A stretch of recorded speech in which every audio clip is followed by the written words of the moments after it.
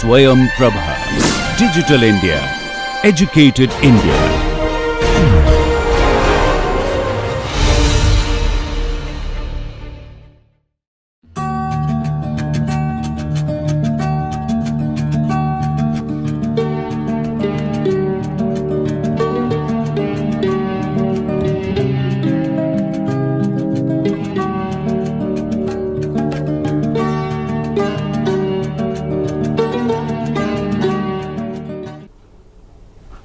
Hello and welcome.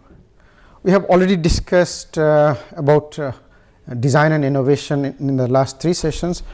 In this session we are going to cover design thinking and in particular, and then in the next session we will be covering open innovation and little bit about IPR. So let us move ahead. Now, design sensibilities actually is a rejection of the practice of viewing a product as a bunch of features or qualities, things like that. It actually explains a product in a very different way. In totality, it is the sense of well-being that may be psychological, that may be physical, that may be aesthetics, etc. And we have already seen that product development, particularly the iterative process of product development, progresses through a step-by-step process. Like you define the problem, collect information. This information actually is from exogenous sources like the state of the art, meaning whatever knowledge is already existing in the domain. So rather than reinventing the wheel, you gather information, then you brainstorm, you try to find something new, then eventually after you converge into one particular idea that you think is plausible, you develop, you build a prototype, get it validated by customer, you receive feedback, improve, redefine. That is the way it moves forward. So we saw that in lean startup, lean product development, wherein the agile process actually is the validated learning, that is build, measure and learn, validated cycle. So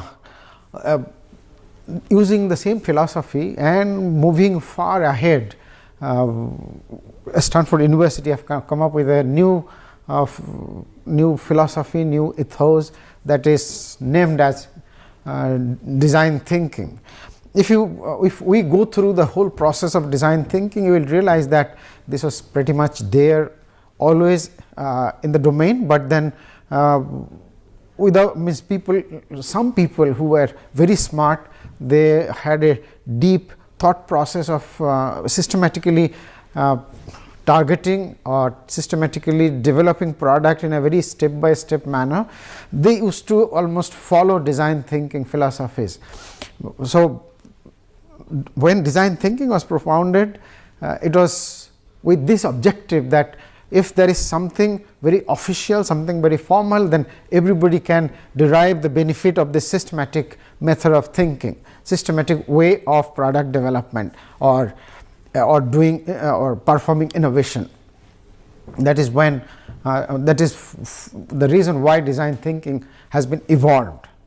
So this is applicable for product, process or service.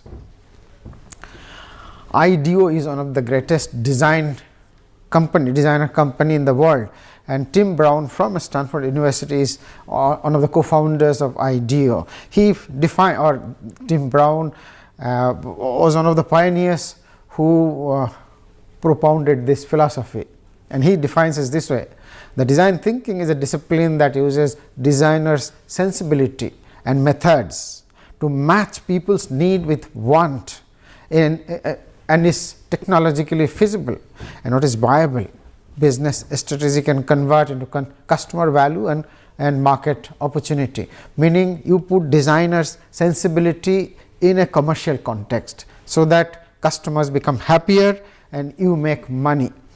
Thinking like a designer can transform the way you develop product, service, processes and even strategy, meaning that you try to understand customers' need, customers' aspirations, you try to even understand the pain that persists with the customer but they are not aware of. So, design thinking actually mines in those areas which are not visible, and it makes it visible, and then you develop a product. The customers think that yes, I need it, I definitely need it, meaning it is not something that that is good to have, it is almost indispensable. That is the beauty of design thinking. Tim Brown says, to harvest the power of design thinking, individuals, teams and organizations have to cultivate optimism, meaning you must start with a leap of faith that there exists a solution somewhere in the horizon. We have to find it. There is always a better solution. So, with that optimism someone has to start. People have to believe that it is within their power to create new ideas that will serve unmet needs and that will have a positive impact. So, leap of faith, and then you think that we definitely, leap of faith is there is a solution and you think that you can come up with this solution. Most importantly, and most important part of this whole slide deck is that earlier also I mentioned this, that everyone is a designer. You have to believe that you are a designer and you can think out of the box, and you have to engage in this kind of thinking. You have to do lot of work. As I mentioned, that unless you enter into the kitchen, you will not have any idea how to modify the frying pan, but the moment you will be using that, problems will crop up, and then your brain, your subconscious and conscious both will collaborate, and then finally come up with some ideas. You will have eureka moment. Unless you take the plans, you will never know that you have enormous capability. You have to engage, then get the problem, feel the problem first hand, do experiment, and then it will come, and only then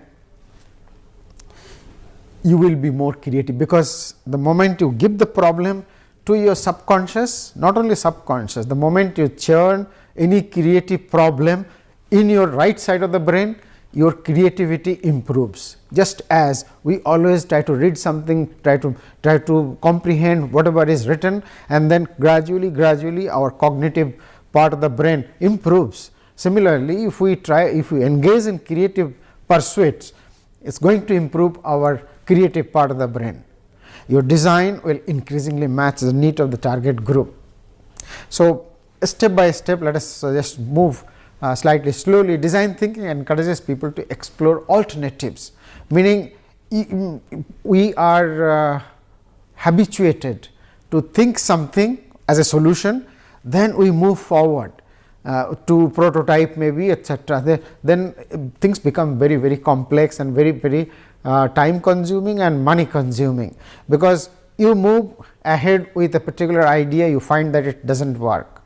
Then you come back, you start with another idea. Design thinking is an iterative process, and you normally do not start building a prototype unless you diverge with many ideas, and then you converge with the most possible, most viable idea among the ideas that you have come forward. So, you eliminate many steps, many need or many prototyping, etc. Creating options that did not exist before. You in the process create some options that did not exist before, because you empathize.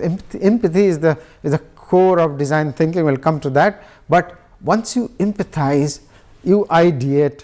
While ideating, you again talk to customers or people with the pain. So, this collaboration, this to and fro information sharing is going to evolve new ideas that was not in the horizon at all. Focus on the needs of the users. It is not just functionality, just add some features and there is a product.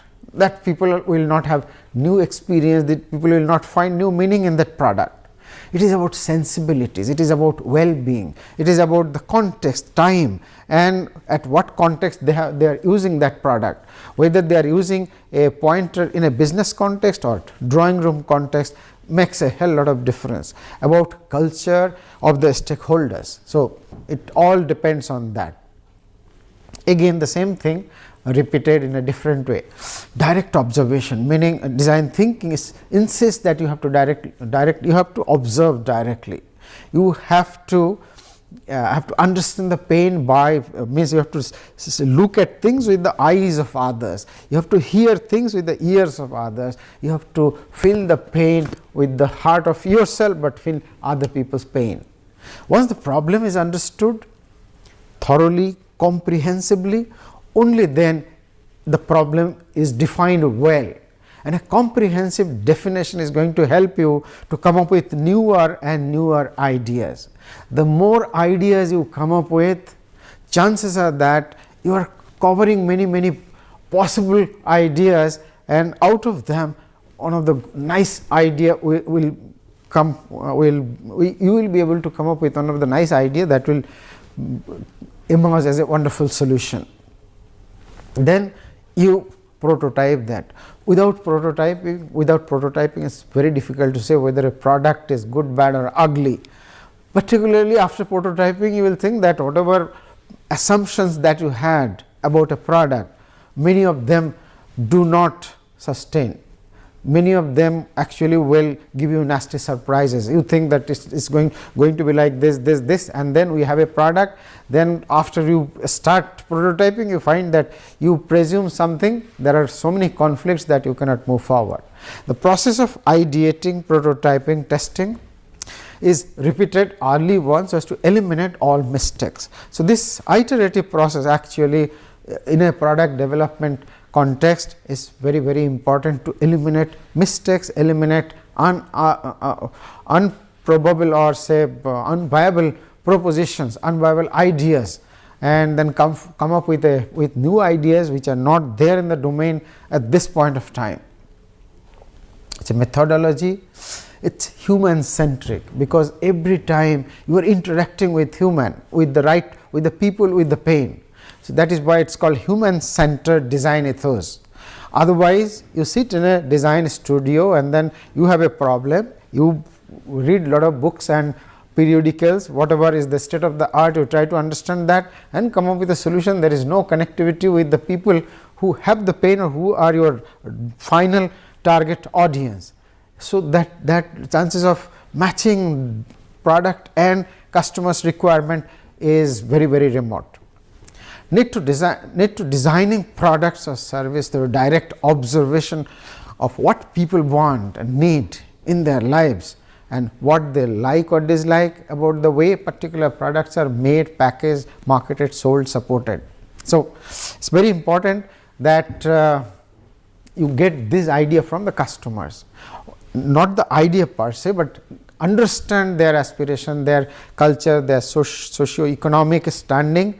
Only then you can make decisions about the packaging, about features, about qualities, about pricing, about where it is to be positioned, etc., etc. So the designer's mindset. Designer mindset is not really problem focused. It is rather answer focused or solution focused. They means the action. They are action oriented towards creating a preferred future. So you have to be able to view the world by the customer's eyes for whom you are developing this product. Design thinking has 5 significant constructs. They are empathize, define, ideate, prototype and test. We have already discussed all of them, but we will just elaborate one by one. The same diagram like this 5 constructs can be also depicted in this manner. The difference is that we are showing here that it's an iterative process. You move forward in the development process, at the same time you can always move backward to revisit based on the experience, based on the data that you have gathered from customer, and refine your own hypothesis, refine your own definition or idea or prototype, etc. So that also depict design thinking in as an iterative process. The first construct of design thinking is empathize. Empathy we have already described. I'll give just spend 2 minutes time to give a very nice example. In Nepal, there was a new hospital, and in that new, it was at a hilltop or maybe at a very high altitude, which is very cold. So, they built this hospital because of the weather and proximity to a large cluster of people. In that hospital, babies were not surviving. Immediately after they were born, they were dying, 100% death. So, people thought that there is a curse in this hospital. So, they invited doctors from all across the world. Many doctors came and they said, there is no solution. We find that everything is perfect. You are following the best possible system in this whole delivery process, but then we do not find any problem. So, they went back. So, government thought that there is a curse in this hospital. Then this design thinking team from Stanford University came to know about it. They came to this hospital to see. They also thought, they also found that everything is so perfect, so modern. So, they also did not find any clue as to what was going wrong, that babies were dying. Within a day, couple of, or maybe within just the same day they were dying. Then somebody in the team reminded everybody, look, we have to empathize, we are forgetting the main philosophy. Then they said, empathize with whom? Then, because babies are dying, so we have to empathize with babies. So, how do you empathize? How do you become a baby? That is the whole story. One guy said, okay, I will become a baby. How he is going to become a baby? He removed all his clothes. So, he became a baby, and he said that when the baby comes out of mother's womb, whatever you do with the baby, you do the same with me. So, baby was born, and then he was taken to incubator in the next room. So, this guy also was carried on the stretcher to the next room. From this labor room to the next room, there was a corridor. So, in the corridor, actually it was ice cold, and the guy jumped. He said, Eureka, I have got a solution, I have got the solution. What is that? When the baby was taken from the delivery room to the incubation chamber, there was this corridor which was few seconds of journey, but the baby who is coming from mother's womb, coming out of mother's womb, he or she could not sustain this trauma that this cold, this minus temperature is giving him or her. And then the solution came. They built something called Embrace, which is a very simple product. It is something like a quilt, is a kind of a envelope. You just push the baby inside and then carry the baby to the other room, and fatality came down to not even 10%. That was a product, it hardly cost anything. Maybe in Indian rupee it will be costing something like, say, 200 rupees, even less than that. That is precisely what is empathy. You have to feel the pain by suffering the pain itself. So, the best solution comes out of the best insight into human behavior. That is why you must have the right insight, not just you watch somebody crying, somebody suffering, ask him, it is not going to give you the solution. Design thinking is about getting outside your own perspective. Your perspective is biased because your background, your experience, everything is biased, because our mind automatically filters out a lot of information without us even realizing, because everything is filtered through our experience, through our knowledge, through our education. You have to have fresh set of eyes. So, observe, suffer, participate, engage, talk to them, live with them, only then you get the right philosophy. Particularly listen to them. Suppose you have empathized, and again you have come back to ideate, you have to again go and listen to them. They will give you sometimes a better solution than you can even think of coming up with. Sometimes users come up with great ideas. Watch and engage, understand the perspective of the users. So, you have to kind of ask them to use something whatever is available in the marketplace, see how they are using, what buttons are they pressing. You will know that okay, these are the features that they are interested in. If they are not pressing some button, you will realize those features are not so much useful to them, they are not interested. There are wonderful examples like the one that I have given. You must be familiar with Devdas, was written by Sharat Chandra Chattopadhyay, Bengali author. And before writing Devdas, he went and lived in a brothel to understand the philosophy, lifestyle, the mentality, the idiosyncrasies of the people who live there, of the outsiders who come there. Only then he could write such a masterpiece. There are many actors, there are many writers like this who actually become the person that they are going to depict. Like suppose somebody is going to, Amir Khan particularly does this. If he has to, not always, but then my understanding is like this, that if he wants to play a role of some character, for a while he will become that character and watch other people how they react, behave, to really get into that character himself. So that becomes not acting but just performing. Recently I was invited by an NGO from New Delhi called Seva Bharat. They asked me to visit a cluster where a lot of handloom weavers are there and they have health issues. I am not a textile engineer, but still from my institute I was interested to go there and see what the problem is. So when from morning till evening I was watching and asking them questions. They did not have any clue about the kind of things that I wanted to know. I said, do you feel so much pressure while you press that or pull that for moving the shuttle? They said, no, this is okay, we are fine, means we are habituated.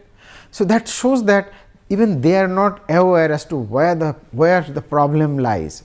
But it is actually, the problem is actually there, and that is why I was there to reduce the force requirement to move the shuttle from left to right, right to left. Then when I asked them, do you feel any pain here because you are pulling it so hard?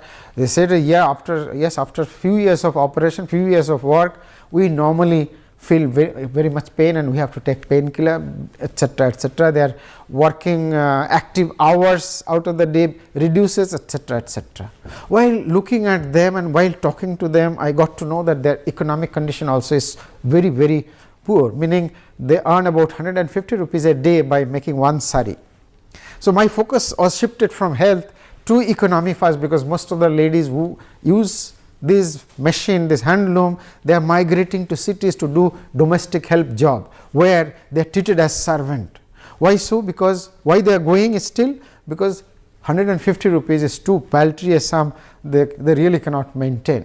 If they can earn 300 rupees a month, that is what they said, 300 rupees a day, it makes a decent income for them. So I embarked on doubling the capacity of this machine.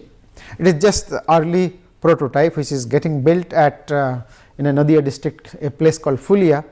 So I am just trying to tell you that through my process of empathy, I keep going there, I watch them day in and day out and interact with them and try to understand the challenges that are there. So this is the machine that is coming up, and then I am hopeful within a month or two I should be able to deliver the first fully operational machine. I am also working on a charkha, Ambar charkha, where all khadi yarns are made. This has normally 8 spindle, 12 spindle, 16 spindle. It is very difficult to operate a 16 spindle machine. Now I have just converted a 8 spindle machine into a 16 spindle machine. This is just 15 spindle, but it is not still fully working, but then the idea has been proven that it actually works. I have converted a hand driven machine into a leg driven machine that is working perfectly okay. Now if I can increase this number of spindle without increasing the requirement of force, in fact I am going to reduce the requirement of force. So it is going to be a much better machine, and I am actually doing it through empathizing, though I do not follow the step by step process of design thinking, but naturally I am following the philosophies, perhaps without really following the books. So once you have a comprehensive idea about the problem, then you can really make a comprehensive definition of the problem. And if you have a wonderful, if you have complete definition, all features, all problem, all challenges, all contradictions, that will help you to ideate, come up with new idea that will help you to prototype and then finally find a solution. Ideation in design thinking is very unique. The philosophy is that initially you have to come up with umpteen number of ideas, maybe 500, maybe 1000. Still you should not feel complacent. If you think that there may be more ideas, you just keep on bringing ideas, not alone but in a team. Anybody and everybody is encouraged to come up with ideas. They need not tell the idea, because most of the people feel shy of it. So, they will write the idea on a piece of sticky note and then you will stick on the board, and then somebody will collate all the ideas, maybe 1000 ideas. Then you brainstorm among the team and find out which idea is the best idea, or maybe 3 ideas or 4 ideas which becomes the best ideas. Then taking those ideas, you move forward, you prototype, see whether this is tenable, and every now and then you engage with the customer, ask them whether this is the right method, right move forward, whether this is going to take us to the right direction. They are going to contribute immensely in your product development process. So, it is just a depiction of divergence and then convergence. So, initially there are a lot of ideas, then gradually you come up with, you converge to a less number of product. So, diverge and then converge. Third in the order is idea generation. Okay, the previous one was actually definition. This should be defining the project. Defining is here. We are still on the third level. So, design thinking I have already discussed, it advocates that you come up with many ideas. Then comes prototype. Once you converge into 1, 2 or 3 ideas which you would like to pursue, then it is time to prototype. This also is very important. Many a times we think that eureka, I have got a solution. Then we start building a prototype, immediately we realize that what we thought actually is not tenable, actually is not doable. There are so many conflicts that we forgot. So, we really have to continuously evaluate first of all and see whether there are conflicting components here and there. As much as you can eliminate, the better, because prototyping costs money, costs time, and then you prototype to get to know other challenges which are yet to be seen. Once you have the prototype, get it validated, come back with data, look at customer when they are validating, what they are using, where they are feeling uncomfortable, where they are feeling comfortable. They might not be able to tell you that I am feeling uncomfortable here. You have to notice that, watch that, see their body action, body language, and then get to know. If somewhere they need more force, they will exert more force, they will not be able to tell you that I need more force. But then if you look at their body parts, you will get to know that okay, there is a problem right here. Redefine if necessary. In fact, many cases you will find that you have to come back, redefine the entire process and move forward again and again. So, if you want to be a design thinker, you need certain characteristic feature. You need to inculcate in your personality some features.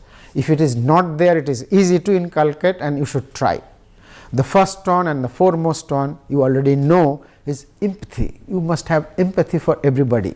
In fact, if somebody does not have empathy, is a very poor quality person, because he or she will not be able to understand people's pain. They will be so selfish, so self-centered, that it will be very difficult for others to stay with them.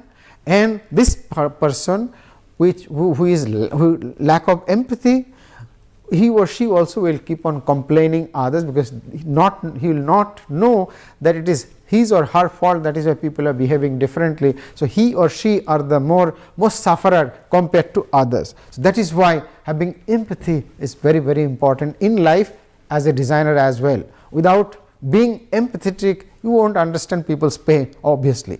Integrative thinking is another very important part, that is, you should be able to think in an integrative manner in different domains. In conflicting situation, you are thinking about something. So, while talking about trees, we talked about contradictions. So, if we have to really take care of the contradictions, so do something, something goes wrong. So, we have to have a integrative thought process, that you take a holistic view about a problem and then come up with a solution, will be a wonderful solution. Optimism, leap of faith. Unless you are optimistic, you will say there is no solution, it is not possible. Most of the people say not possible.